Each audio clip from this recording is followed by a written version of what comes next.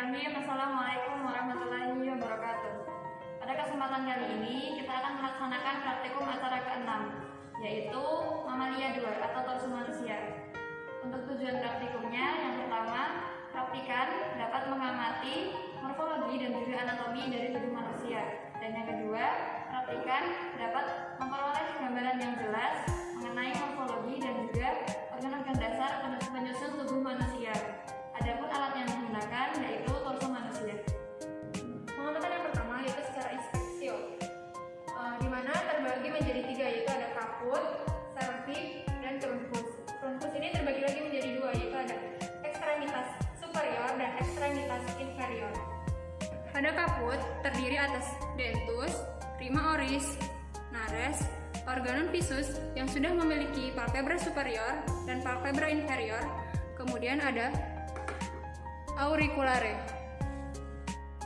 Pada trunkus terdiri atas toraks, glandula mamae, umbilicus. Sedangkan pada dorsal itu terdiri dari dorsum dan gluten.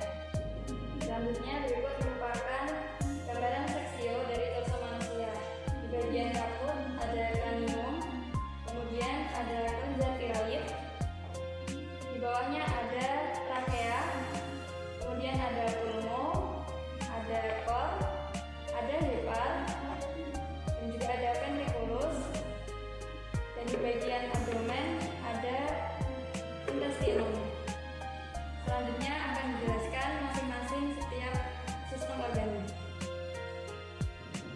Yang pertama terdapat sistem respiratorium yang dimulai dari nares, kemudian udara masuk ke faring, dilanjutkan ke trachea, kemudian dari trachea udara masuk ke dalam pulmo. Nah, lapisan yang melapisi pulmo dinamakan pleura. Di bagian bawah pulmo terdapat diafragma. Kemudian apabila dibuka di dalam pulmo terdapat bronkus yang bercabang menjadi bronchiolus. Setelah itu ada lapisan gelembung, tempat pertukaran udara yang disebut alveolus yang bercabang lagi menjadi alveoli. Nah, di sini juga ada kapiler darah. Sistem kardiovaskular pada manusia yaitu ada aorta, vena cava superior, atrium sinister, ventricle sinister, ventricle dexter, dan atrium sinister. Ren terletak di bagian kanan dan kiri organ dalam, yang dimana lebih tepatnya terdapat di belakang hepar atau di atas intestinum. Pada ren terdiri atas kelenjar adrenalin, korteks, medula, pelvis, ureter, dan ada pembuluh vena dan pembuluh aorta. Baik, penjelasan selanjutnya yaitu mengenai sistem digestorium. Sistem ini dimulai dari esofagus, kemudian ventriculus, kemudian intestinum.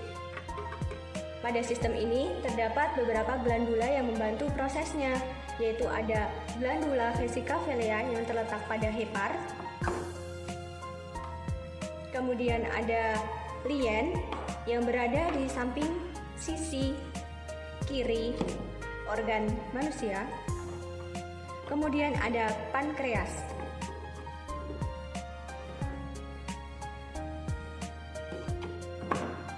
Pada bagian ventriculus, organ ini terbagi menjadi 3 bagian, yaitu ada kardia yang terletak di bagian atas setelah pusat dari esofagus. Kemudian bagian tengah disebut juga sebagai fundus, dan bagian akhir atau ujung disebut sebagai pylorus.